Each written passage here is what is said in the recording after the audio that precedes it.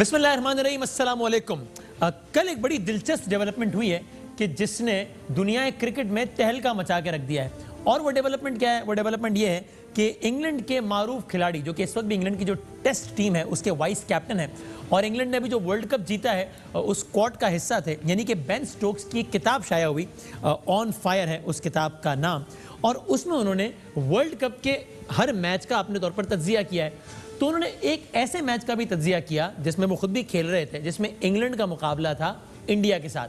आपको याद होगा कि वो मैच है कि जिसमें अगर इंडिया वो मैच जीत जाता, हार गया था इंडिया, अगर इंडिया जीत जाता तो पाकिस्तान के लिए सेमीफाइनल तक पहुंचने की राह जरा आसान हो जाती, लेकिन इंडिया वो मैच हार गया और पाकिस्तान के लिए वर्ल्ड कप के सेमीफाइनल में पहुंचना मुश्किल हो गया। आपको शायद ये भी याद होगा, हम उस वक्त कह रहे थे कि शायद पहली मरतबा हुआ हो कि पाकिस्तानी कौम दुआ मांग रही है कि अल्लाह करे इंडिया जीत जाए ताकि हमारा आगे का रास्ता आसान हो जाए।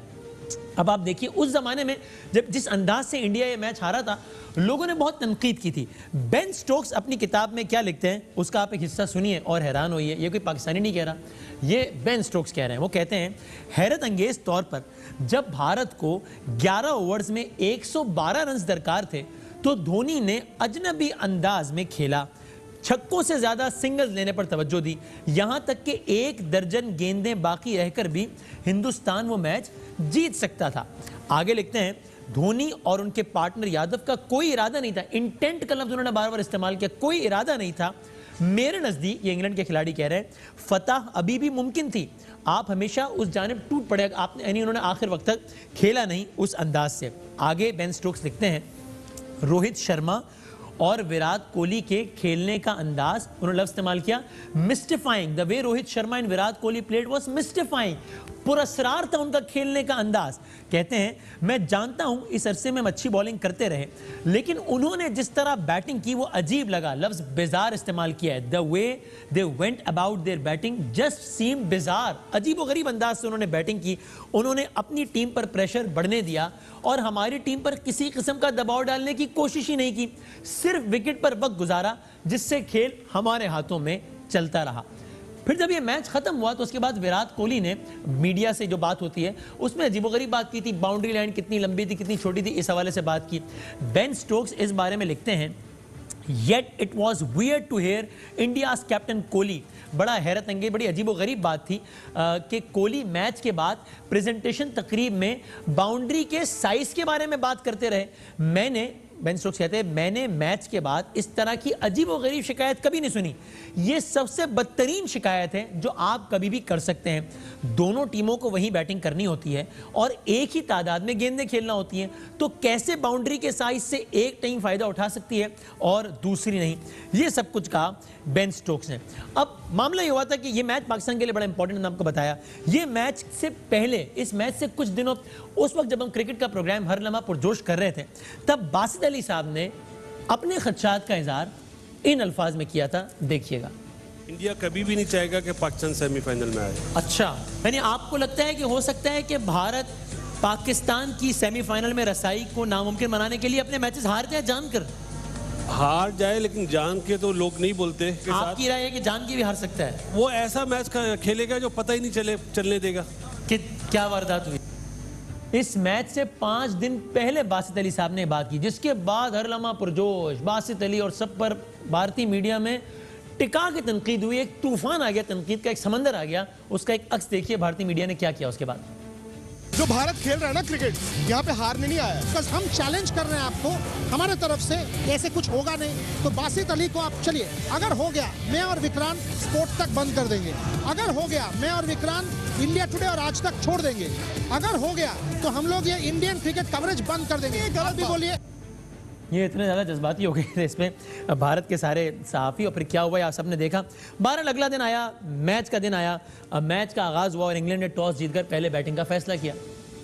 Heads is the call. England have won the toss. Owen, what are you going to do? We're going to have a bat first. This should be an absolute cracker.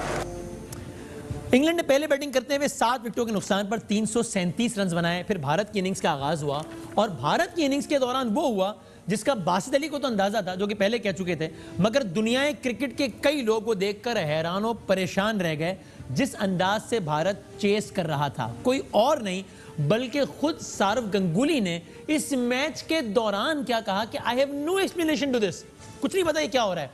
क्या कहा इस मैच के दौरान किसी और ने नहीं बल्कि गंगुली ने, ये देखिए। I don't have an explanation for that. You asked me the question, I've said what I felt, but I don't have an explanation for that single. I'm sure the India fans here, and some are leaving now, I'm sure the India fans here would want to see Dhoni give it a go. If he slogs it up in the air, well, look at them, they're off. Paid good money, World Cup game, top two sides, give it a go. और यूं भारत ये match 31 run से हार गया। Match के दौरान गंगुली ने कहा, और मैच के बाद तमाम लोग जो तबसरा करते हैं माहिरीन, वो हैरान परेशान थे। उसी ग्राउंड में खड़े रह के हाशा बोगले ने क्या कहा, ये देखिए, और किस अंदाज से कहा, इस पर भी गौर कीजिए, देखिए। So now India's chase. Let's talk about what happened there. Do we have to? Yes. Do you insist? I insist. Tell me about it. I have no idea. I was always told that it doesn't matter if you lose a game by 50 instead of by 30 in trying to win it. And I thought India were trying to win it till such time as Hardik Pandya and Rishabh Pant were batting. And then all of a sudden, everyone's looking at everyone else because I don't think India tried hard enough to win at the end. ये कह रहे। अब उसके बाद तज्जियों का सिलसिला जारी रहा। लांस क्लूजनर, दुनिया क्रिकेट का मशहूर मारूफ नाम, उनका तज्जिया सुनिए और देखिए कि वो कितनी बार एक ही लफ्ज इस्तेमाल कर रहे हैं। क्रिकेट में हार जीत होती रहती है, लेकिन लफ्ज इंटेंट इस्तेमाल कर रहे हैं कि नियत ही नहीं लग रही थी, इरादा ही नहीं लग रहा था। और बेन स्टोक्स ने भी अपनी किताब में ये लफ्ज इस्तेमाल किया कि इंटेंट नहीं लग रही थी धोनी की। ये तो उन्होंने कल कहा है। लांस क्लूजनर उस जमाने में अल्फाज कह रहे थे। क्या कह रहे थे लांस क्लूजनर, देखिएगा। I was also sitting watching there, and I also thought, you know, if I was batting there, I'd certainly be going a lot harder. Let's not take anything away from the England bowling. I thought it was good. However, I didn't see the intent. Yes. Sometimes you can battle to get the ball away, but you can show intent. So that was a little bit uncharacteristic. Intent. What For me, it's intent. Yeah. For me, it's intent. Yeah. And as I said to Shoaib as well, there was no intent even from start. I mean, those first 10 overs, I don't know how many it was, but it wasn't much more than 3.5. You pretty much said it all. I don't know. I don't need to say it, but you pretty much said it all. Intent बार बार ये कह रहे थे। कई खिलाड़ियों इस पर ट्वीट्स किए। संजय मंजरेकर, अगेन भारत के नाम, उन्होंने कहा, if there was any team that had the ability to stop India's winning run, it was England. Dhoni's approach in the last few overs, however, was baffling. हैरत अंगेज था जिस अंदाज से धोनी ने मैच के आखिरी ओवर्स में ताक़ुब किया। वकार यूनुस कहते हैं, इट्स नॉट, उन्होंने ज़माने में कहा, it's not who you are, what you do in life defines who you are. Me not bothered if Pakistan gets to the semis or not, but one thing is for sure, sportsmanship of few champions got tested and they failed badly. वकार यूनुस ने कुछ ना कहते हुए बहुत कुछ कह दिया. आशा Bogle ने अपने ट्वीट में कहा, disappointing finish. A run a ball partnership can't win games. Was exciting till Pandya was in. ये भी धोनी के बात पर एतराज करते हुए नजर आए. बासित अली ने बात पहले कही थी मैच से 5 दिन पहले, जिसके बाद बहुत रिएक्शन आया. अफसोस इस बात पर भी हुआ हमें कि बासित अली साहब की इस बात पर खुद पाकिस्तान क्रिकेट बोर्ड ने भी रिएक्ट किया और हमें यह मालूम हुआ कि बासित अली को, जो कि इस वक्त कंसिडर किया जा रहा था पाकिस्तान क्रिकेट बोर्ड के किसी ओहदे के लिए, वो उससे महरूम कर दिए गए अपने इस बयान की वजह से. लेकिन फिर वही हुआ जो बासित अली साहब ने कहा था. और मैच के बाद हमने एक बड़े फनी अंदाज में इस पर बात की बासित अली साहब से कि जनाब क्रिकेटिंग सेंस से बात की जाए तो ये हुआ. इसलिए कि जाहिर है इसको हम कोई सबूत तो नहीं बता सकते कि जनाब धोनी ने किया है, तो ये कोई सबूत तो नहीं है, लेकिन सर्कमस्टेंशियल एविडेंसेस बता रहे हैं कि क्या हुआ. तो हमने एक बड़े लतीफ़ पैराए में इस पर बात की कि ये किया क्या है इंडिया ने, और आप उस गुफ्तगू का भी एक हिस्सा देखिए. 137 रन आप बना रहे हैं, हाँ, और आपके 10 ओवर में 28 रन बने जिसमें 2 फील्डर से बाहर होते हैं, हाँ, तो वहां पे मेरा ख्याल है वो 10 ओवर इंडिया बहुत खराब खेला है. चाहे राहुल आउट हो गया. क्रिकेटिंग सेंस में ये क्या किया है इन्होंने आखिर, क्या क्रिकेटिंग सेंस में कह रहे हैं और क्या पिकनिक बनाई है, बैट्समैनों ने अपनी फॉर्म अच्छी करी है. क्रिकेटिंग सेंस में हम थोड़ी कुछ कह रहे हैं. क्रिकेटिंग सेंस मतलब आप ये देखेंगे रोहित शर्मा ने 100 करे, कितने आराम से 100 करे. हाँ. विराट कोहली ने 66 करे, कितने आराम से करे. हाँ. एक पांड्या ही था जो बेचारा जबरदस्ती 22 बॉलों में मारे जा रहा था। सेमीफाइनल की दौड़ से बाहर भी नहीं हुए, रन रेट भी अच्छा रहा, लेकिन हार भी गए क्रिकेटिंग सेंस में, और पाकिस्तान के लिए मुश्किल भी हो गई क्रिकेटिंग सेंस में। उनके दोनों स्पिनर्स को रन्स लग रहे हैं, मुंह पे गेंद किए जा रहे हैं, ऑफ स्टंप से बाहर बॉल किए जा रहे हैं या पीछे बहुत किए जा रहे हैं दोनों स्पिनर्स। आप देख लो, उन्होंने रन्स भी दोनों ने सबसे ज्यादा दिए हैं, और कप्तान बिल्कुल उनके पास नहीं आए। कोहली, मैंने नहीं देखा कोहली उनके पास आए। तो मतलब यानी ये क्रिकेट जो है, मतलब ऐसा होता है कि अगर आपको रन्स हो रहे हैं तो कप्तान आपके पास आता है, उसके बाद आप लास्ट ओवर देख लें, धोनी ने जो बैटिंग की है, मतलब यानी धोनी ऐसा प्लेयर है, वो तो कोशिश करता है। आप 45 की कोशिश भी क्यों नहीं, 45वें ओवर की अमूमन आप धोनी की बैटिंग देखें, उसके साथ टेलेंडर्स खड़े होते हैं, तो वो कोशिश करता है मैं खुद फेस करूं। 45वें ओवर की 5वीं बॉल पे हार्दिक पांड्या आउट हुआ प्लैंकेट की बॉल पे, और क्रॉसिंग भी नहीं हुई, नए बैट्समैन ने आके फेस किया उस बॉल को। 50वें ओवर में इंडिया की तरफ से पहला छक्का लगा, एक तरफ की बाउंड्री 60 यार्ड की बाउंड्री थी, इतना सा ग्राउंड है। उन्होंने मारे 13 छक्के। तो बासित अली मैच देखता है, फुटबॉल नहीं देखता है। बल्कि उस दिन फिर मुस्तफा कमाल साहब हमारे प्रोग्राम में मेहमान थे हलमा पुरजोश में ही, और फिर बासित साहब के साथ जो कुछ हुआ उस पर उन्होंने ये कहा था, देखिएगा।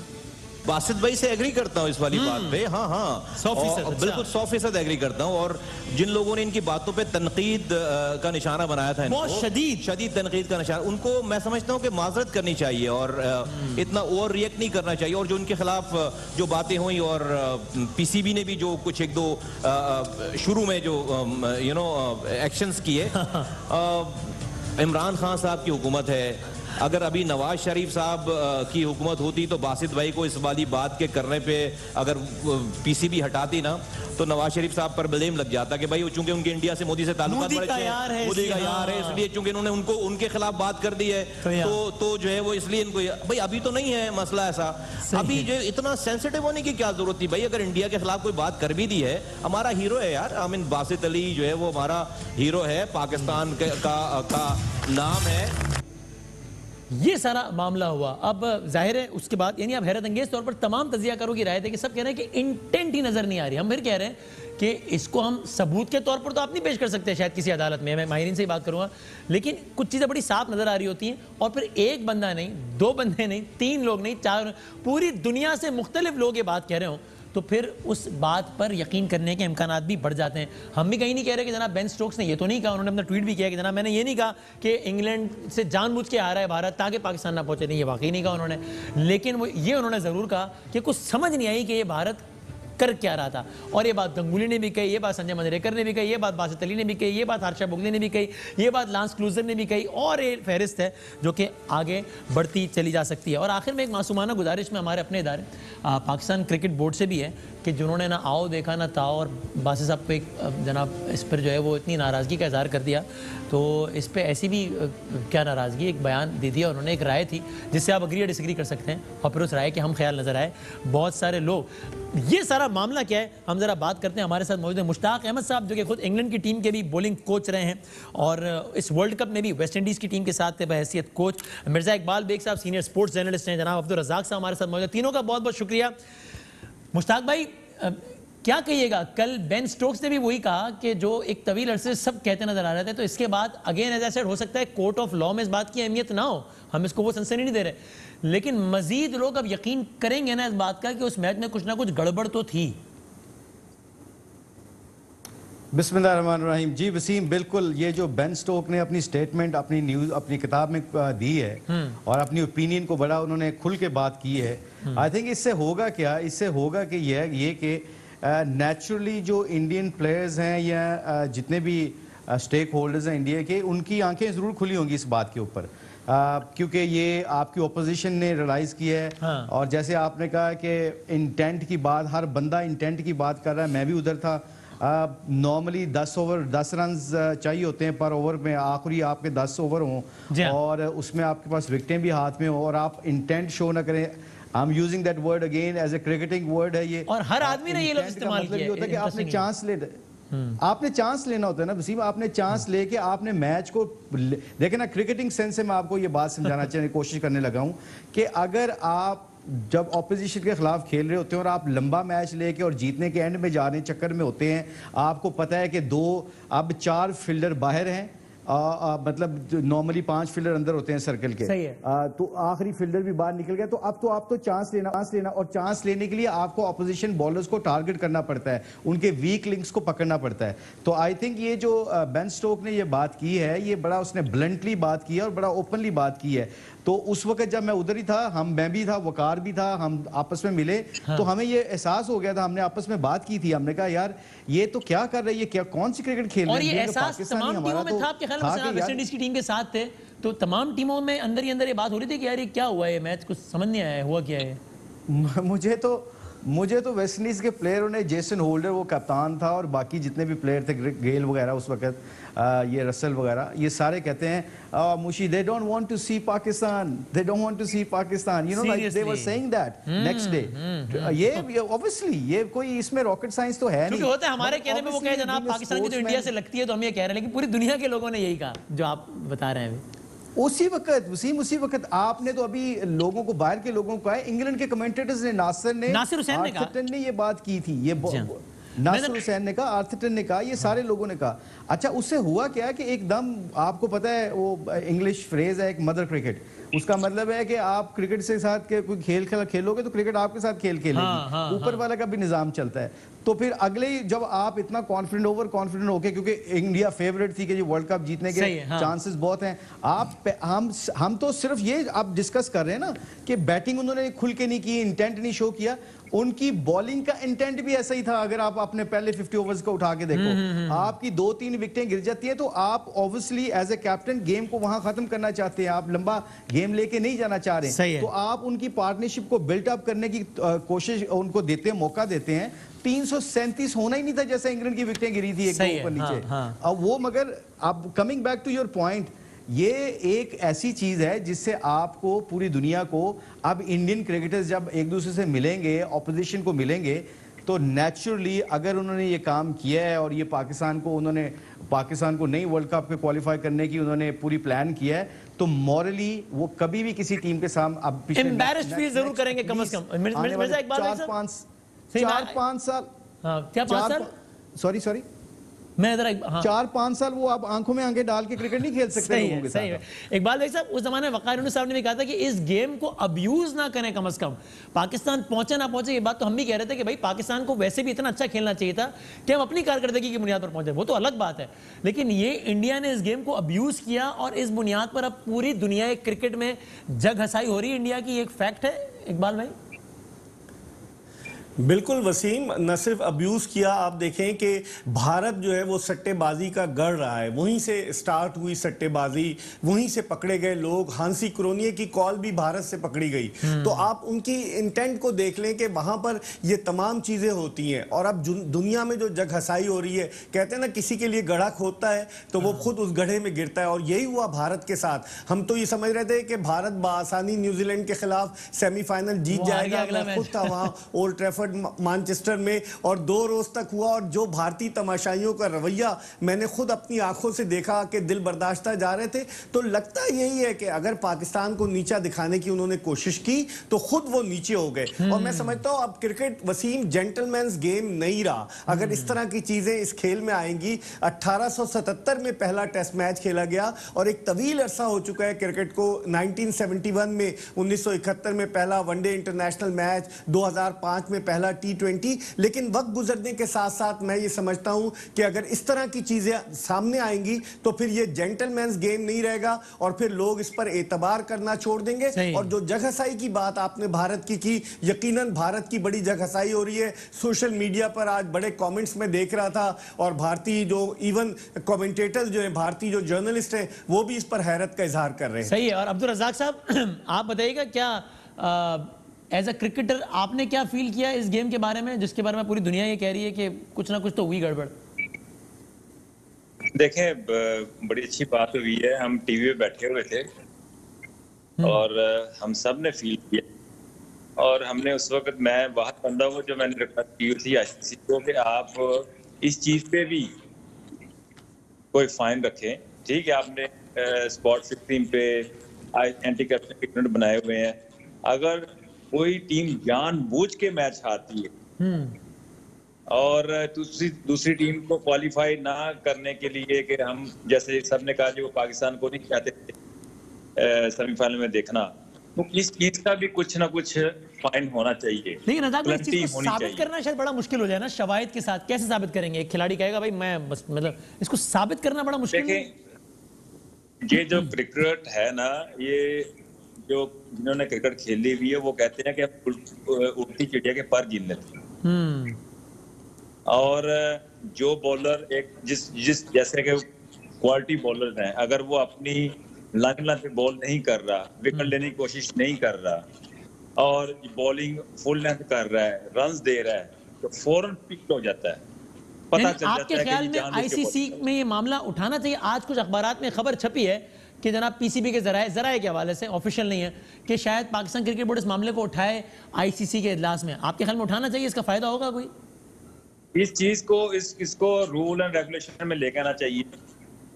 जैसे इन्होंने लेवल 1, लेवल 2, लेवल 3, लेवल 5 कर दिए, इसमें भी एक लेवल लगा दे कि अगर जानबूझ के टीम को मैच हारती है, अपनी जो उसकी कैलिबर है उस पे नहीं खेलती, अपनी स्किल पे नहीं खेलती, तो उसको फाइन होगा। आपको इसमें कोई शक नहीं है कि भारत ये मैच हारा है जान के?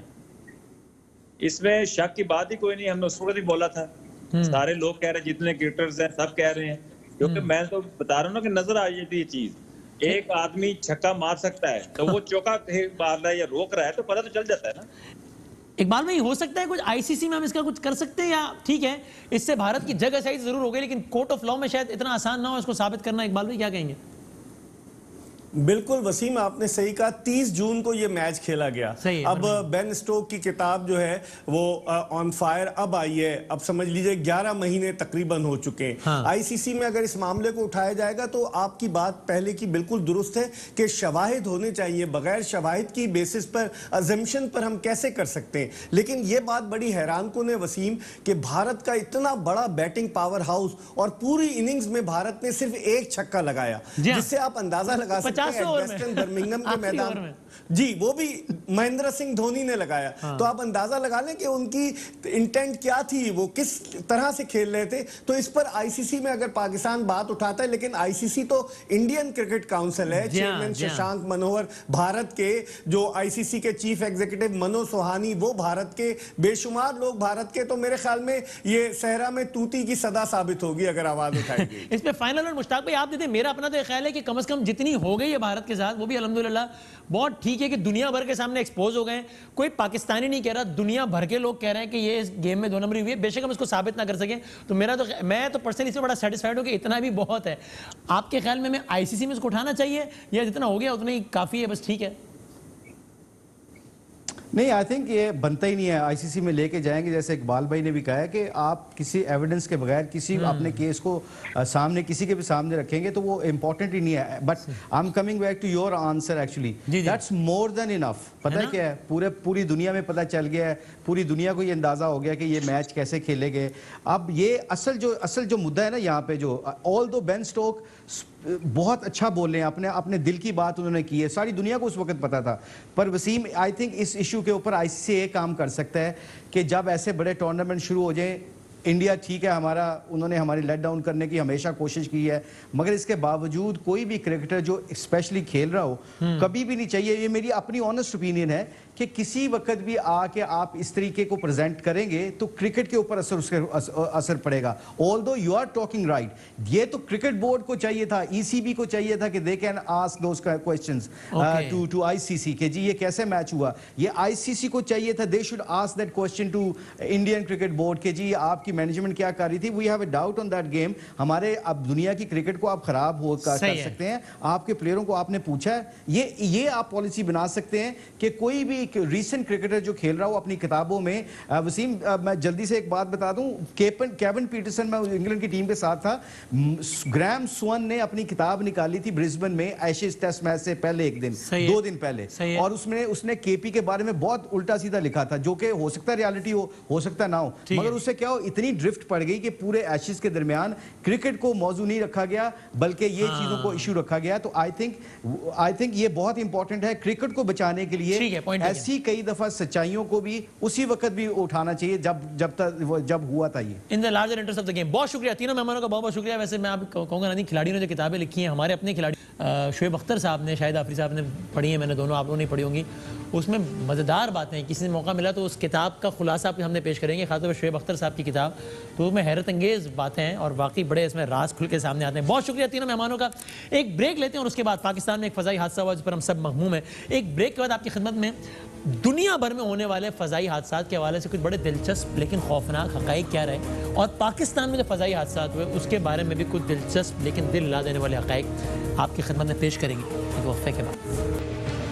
खुश आमदीद। इस वक्त ज़ाहिर है कि दुनिया भर में और ख़ास तौर पर पाकिस्तान में चूँकि एक तैयारे हादसे की वजह से हम इसी हवाले से गुफ्तगू कर रहे हैं, तो कुछ इंटरेस्टिंग फैक्ट्स आपके सामने रखते हैं कि दुनिया भर में और पाकिस्तान में तैयारा हादसों की तारीख़ क्या रही है।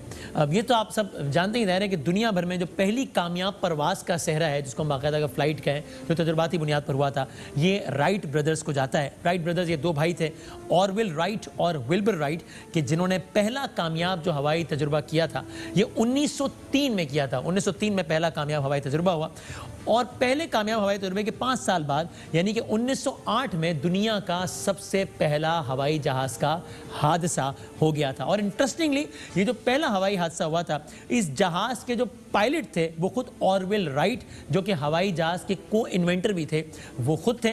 और इस जहाज़ के हादसे के नतीजे में क्या हुआ था, ऑरविल राइट खुद इस हादसे के नतीजे में ज़ख्मी हो गए थे, जबकि एक मुसाफिर इस हादसे के नतीजे में जाँ बहक हो गया था। तो वेरी इंटरेस्टिंगली ये दुनिया में आज से तकरीबन 117 साल पहले का, जिसके आपको मनाजिर भी देख रहे हैं, आज से 117 साल पहले ये पहली फ़्लाइट हुई थी और पहली फ़्लाइट के 5 साल बाद पहला हादसा पेश आया था। और उस पहले हादसे का शिकार ज़ख्मी होने की सूरत में खुद वो थे, राइट ब्रादरान में से एक, कि जिन्होंने हवाई जहाज़ को इन्वेंट किया था। जो को इन्वेंटर थे वो बच गए थे, ज़ख्मी हुए थे, जबकि एक मुसाफिर इसमें जाँ बहक हो गया था।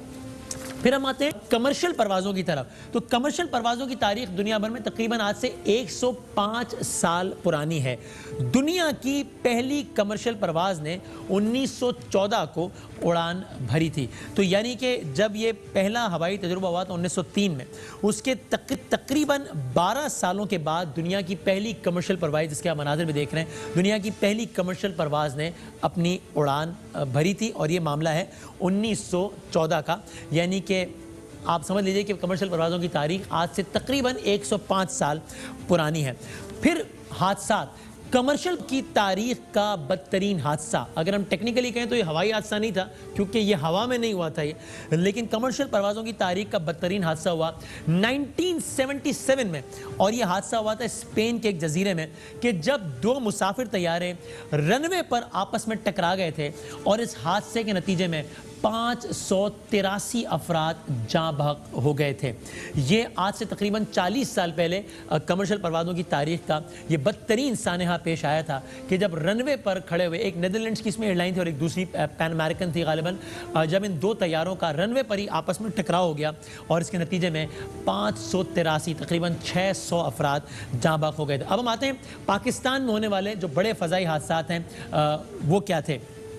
20 मई 1965 PIA की जहाज थी जो पहली परवाज पर मिस्र के काहिरा एयरपोर्ट पर हादसे का शिकार हो गई और इसमें सवार 124 मुसाफिर जाँ बहक हो गए थे। यानी कि ये पाकिस्तान इंटरनेशनल एयरलाइन की काहिरा की पहली ही परवाज़ थी, जो कि इतनी बदकिस्मत परवाज़ थी कि पहले ही इसकी सफ़र के दौरान ये हादसे का शिकार हो गई। मनाजिर आप साथ साथ देख रहे हैं, 124 अफराद इसमें जाँ बहक हो गए। फिर उसके बाद 1979 में पाकिस्तान इंटरनेशनल एयरलाइन का एक बोइंग तैयारा था। तैयारा सऊदी अरब से हाजियों को वापस लाते हुए जद्दा एयरपोर्ट पर गिरकर तबाह हो गया था और इसके नतीजे में 165 अफराद जाँ बहक हो गए थे। ज़ाहिर है इसमें तमाम वो लोग थे जो कि हज की सादत हासिल करके वापस आ रहे थे और जद्दा एयरपोर्ट पर ही ये बदकिस्मत तैयारा हादसे का शिकार हो गया था 1979 में। फिर उसके बाद अगर हम अगले हादसे की तरफ आएँ, 1988, इसको कहा जा सकता है कि पाकिस्तान की तारीख का पहला हाई प्रोफाइल हादसा।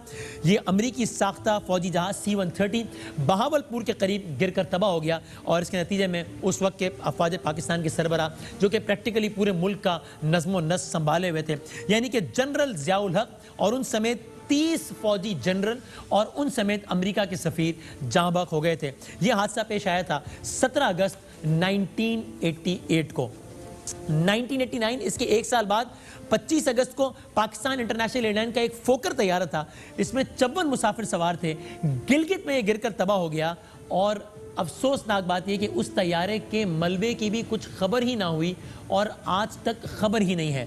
गिलगित के पास गिरने वाले इस तैयारे की कुछ बाकियात, जिस तरह भी हम देख रहे हैं कि आज इस जो तैयारे का हादसा हुआ है, हमने बाकियात तो सारे मनाज़िर देखे, इस तैयारे का कुछ पता ही ना चल सका, इस बदकिस्मत तैयारे का, कि इसका मलबा कहाँ गया और ये आज तक फिर मिला ही नहीं। 1992 पाकिस्तान इंटरनेशनल एयरलाइंस की एक और इंटरनेशनल परवाज थी, एयरबस था, और ये जहाज़ नेपाल के दारुल हुकूमत खटमंडू एयरपोर्ट पर गिरकर तबाह हो गया, जिसमें 167 अफराद जाँ बहक हो गए। आज भी नेपाल के खटमंडू एयरपोर्ट के करीब एक पार्क में जो है वो इसकी यादगार है, जिसके आप मनाजिर भी देख रहे हैं, जहां पर पाकिस्तान इंटरनेशनल एयरलाइंस का ये बदकिस्मत तैयारा गिरकर तबाह हो गया था। इसकी बाकियात आज भी नेपाल में मौजूद हैं। 2003 पाकिस्तान की तारीख का एक और हाई प्रोफाइल हादसा, जब उस वक्त के chief of air staff Pakistan air force का फोकर F-17 कोहाट के करीब गिरकर तबाह हुआ और air chief marshal Mushaf Ali Mir अपनी अहलिया और दीगर 15 अफराद समेत जाँ बहक हो गए थे। बहुत ही हाई प्रोफाइल वाक़या था जो 2003 में आया, जब उस वक्त के पाकिस्तान के चीफ ऑफ एयर स्टाफ इस हादसे के नतीजे में इस दुनिया से रुखसत हो गए। फिर 2010 28 जुलाई वो वाक़या पाकिस्तान की हालिया तारीख का, इसको फ़दाई हादसों के अतबार से सबसे ज़्यादा बड़ा हादसा कहा जाए तो गलत नहीं होगा, जब एयर ब्लू का तैयारा A321 मारगला की पहाड़ियों में गिरकर तबाह हुआ। 152 मुसाफिर इसमें जाँ बहक हो गए। ज़ाहिर है मारगला की पहाड़ियों के मनाज़िर आज भी हम सब के जहनों पर नक्श हैं कि किस अंदाज से ये इंतहाई अफसोसनाक वाक़या पेश आया था। लेकिन बदकिस्मती से इस वाक़े के सिर्फ 2 ही साल बाद एक और वाक़या पेश आया, और अब की दफ़ा एयरलाइन थी भोजा एयरलाइंस के, जिसका एयरबस तैयारा 737 इस्लामाबाद के करीब गिरकर तबाह हो गया, जिसमें 121 मुसाफिर और अमले के 6 अरकान जाँ बहक हो गए। यानी 2 ही सालों में पाकिस्तान में 2 बड़े हादसा, फ़ज़ाई हादसा कमर्शियल एयरलाइंस के पेश आ गए, कि जिसमें 2 ही सालों में तकरीबन 350 अफराद जाँ बहक हो गए। ये भी बड़ी एक रेयर एग्जाम्पल है दुनिया के किसी और मुल्क में। 2015 में पाकिस्तान आर्मी का एक हेलीकॉप्टर था जो कि गिलगित के करीब, इससे पहले भी एक हादसा हमने गिलगित का आपको बताया था जिसकी बाकियात नहीं मिल सकी थी। 2015 में पाकिस्तान आर्मी का हेलीकॉप्टर गिलगित के करीब हादसे का शिकार हुआ। 8 अफराद जाँ बहक हुए और इनमें मुख्तलिफ ममालिक के सफ़ीर और उनकी बेगमात भी शामिल थीं। ये आप इसके भी मनाजिर अपनी टेलीविज़न स्क्रीन पर देख रहे हैं। फिर 2016 का 7 दिसंबर का वो अफसोसनाक दिन था जब पाकिस्तान इंटरनेशनल का एयरलाइंस का तैयारा जो कि ATR था, ये हवेलियाँ के करीब हादसे का शिकार हुआ, कि जिसमें 48 अफराद इस दुनिया से चले गए, जिसमें जुनेद जमशेद साहब भी मौजूद थे। ये 7 दिसंबर 2016 का वाक़या है और इसके बारे में ये फुटेज भी देख रहे हैं, और अभी इसके बारे में कहा गया है कि जनाब इसकी रिपोर्ट भी बहुत जल्द मंजर आम पर आएगी। देखिए वो आती है या नहीं आती। और फिर 22 मई 2020 यानी कि जो कि हम सब ने देखा, पाकिस्तान इंटरनेशनल एयरलाइन का तैयारा, मुसाफिर तैयारा एयरबस A320 जो कि कराची में गिरकर तबाह हो गया, कि जिसमें 97 अफराद इस दुनिया से चले गए, और अभी भी लवाहिकीन की जो है वो कर्ब का मरहला इस एतबार से जारी है कि वो अभी भी अपने प्यारों की मैयतें तलाश कर रहे हैं। ये है पाकिस्तान में फ़ज़ाई हादसों की एक मुख्तसर सी तारीख। लेकिन सर मैंने कल भी अर्ज़ किया था, पाकिस्तान में फ़ज़ाई हादसों में बतौर मजमूई इस दुनिया में गए हैं, उससे ज़्यादा अफराद तकरीबन पिछले कुछ दिनों में कोरोना के नतीजे में इस दुनिया से जा चुके हैं। ये इतना ज़्यादा संगीन मामला है। एक ब्रेक के बाद हम इस डिबेट को कंक्लूड करते हैं। और जाते जाते कोरोना से मुताल्लिक़ कुछ हक़ाइक़, इसलिए कि गुजारिश यही है कि कोरोना से ज़्यादा परेशान कम से कम मेरे लिए जो है वो हमारे उमूमी रवैये हैं कि जो कि इस बात पर यकीन करने को तैयार ही नहीं है कि कोरोना एग्जिस्ट भी करता है या नहीं। तो गुजारिश से यही है कि अगर आपको ये लगता भी है कि ये साजिश है, अगर आपको ये लगता भी है कि जनाब हुकूमत पाकिस्तान और हुकूमत सिंध और सारी हुकूमतें जानबूझकर हर पेशेंट को कोरोना का पेशेंट जाहिर कर देते हैं ताकि उनको अमेरिका से पैसे मिलें, अगर आपको ये लगता भी है कि पाकिस्तान का हर अस्पताल जानबूझकर हर मरीज़ को कोरोना के वार्ड में डाल देता है ताकि पैसे बनाए, अगर आपको ये सब लगता भी है तो भी आप ये सोचकर एहतियात कर लीजिए कि हाथ ना मिलाने से आपका कोई नुकसान तो नहीं होगा ना। ये तो तय है ना कि अगर आप कुछ अरसे हाथ नहीं मिलाएंगे, कुछ अरसे गले नहीं मिलेंगे, कुछ अरसे मास्क पहन लेंगे, कुछ अरसे गैर जरूरी तौर पर नहीं निकलेंगे, कुछ अरसे गैदरिंग अवॉइड कर लेंगे, तो इससे ये तो तय है ना कि कोई नुकसान नहीं होगा। तो आप यही सोच के सेफ साइड पर रहते हुए जो पूरी दुनिया कह रही है उसकी बात पे एक लम्हे को यकीन करके ये सोचकर एहतियात कर लीजिए कि ये सब झूठ है, ऐसी कोई बात नहीं है, ये सब फ्रॉड है, ये सब ड्रामा है, ये सब साजिश है, ये सब हुकूमत का ढोंग है, ये सब अस्पताल वाले कर रहे हैं। लेकिन हाथ ना मिलाने में मेरा क्या जा रहा है, गले ना लगने में मेरा क्या जा रहा है, ये समझ कर एहतियात कर लीजिए, तो भी जो है वो हमारी चीज़ें कुछ ना कुछ बेहतर ज़रूर हो जाएंगी। अभी जब मैं आपसे बात कर रहा हूँ, दुनिया भर में कोरोना से मुतासरीन की तादाद तकरीबन 6 मिलियन हो गई है। 60 लाख अफराद इससे मुतासर हो गए हैं। मरने वालों की तादाद 3.5 लाख से ज़्यादा, तकरीबन 3,60,000 हो गई है। एक हौसला अफजा बात है, रिकवर करने वालों की तादाद तकरीबन 25 लाख है दुनिया भर में। सिर्फ अमेरिका में जो 3,60,000 लोग पूरी दुनिया में मरे हैं, इसमें से सिर्फ 1,03,000 यानी पूरी दुनिया में होने वाली हलाकतों का 35% सिर्फ अकेले अमेरिका में है, जिनके डोनाल्ड ट्रंप खुद कह चुके हैं कि अगर हमने हलाकतों को 2 लाख तक रोक दिया, अभी 1 लाख हुई हैं, तो ये हमारी बड़ी कामयाबी होगी।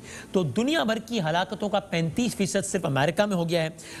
बरतानिया में हलाकतों की तादाद 38,000 है और फिर इस तरीके से दुनिया के मुख्तलिफ ममालिक हैं। पाकिस्तान में तादाद में बहुत तेज़ी से इजाफा हो रहा है और ऑफिशियल नंबर्स की अगर बात की जाए तो पाकिस्तान में 61,000 अफराद हैं जो कि अभी कोरोना से मुतासिर हैं और 1,260 अफराद हैं जो कि कोरोना के नतीजे में अपनी जान से जा चुके हैं। तो यह करना हमारा एक मिली फरीज़ा भी है, हमारा कौमी फरीज़ा भी है और हमारा दीनी फरीज़ा भी है। प्लीज़ इस फरीज़े को, आप घर से निकलना जहाँ ज़रूरी है निकलिए, दुकान खोलना ज़रूरी है खोलिए, सब कुछ कीजिए, लेकिन प्लीज़ साथ में एहतियात का दामन हाथ से न छोड़िए। ये गफलत मुजरिमाना गफलत भी साबित हो सकती है। ज़िंदगी रही, सेहत रही तो इंशाल्लाह आपसे अगले हफ्ते मुलाकात होगी। तब तक के लिए अल्लाह हाफ़िज़।